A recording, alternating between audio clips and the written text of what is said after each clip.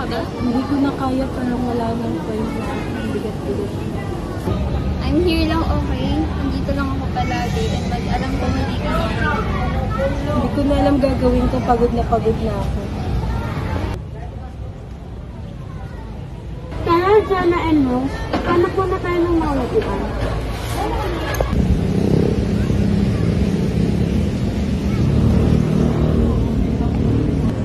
Nandito lang naman kami. And tayo naman yung open na lang. And kasama mo naman tulog ka na.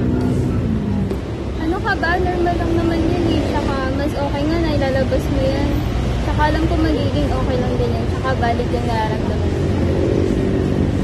Gusto mo ba tawagan natin si Ma'am para mas maging okay? Hello po, Miss Eunice. Are you free po ba now? Pwede ka po bang pumunta dito? Kailangan lang po kasi ni Jana ng help niya po para sa kalagayan niya po ngayon. Yeah, sure. Pero nasan ba kayo? Ma'am, nandito lang po kami sa labas ng office po. Ma'am, para si Jana.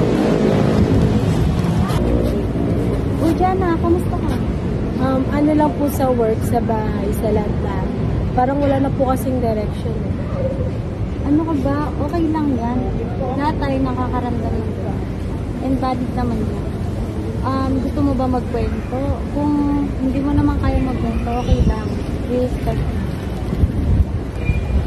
Pero Jana, uwi ko na muna sa inyo para makapagpahinga ka naman. Saka, wag ko sama naman ng family or friends mo para meron kang kasama. Hello, guys.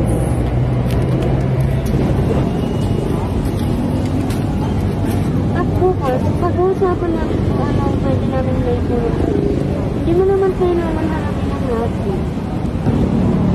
Thank you sa inyo sobra. Hindi ko alam gagawin ko kung wala. Ano ka ba? Katulad nga sabi ko kanina, lahat tayo nakakaranas na ito. Kaya kung hindi naman na-apektuhan yung work natin, o work mo, okay yan. Dito kami pa. Go. Go, guys.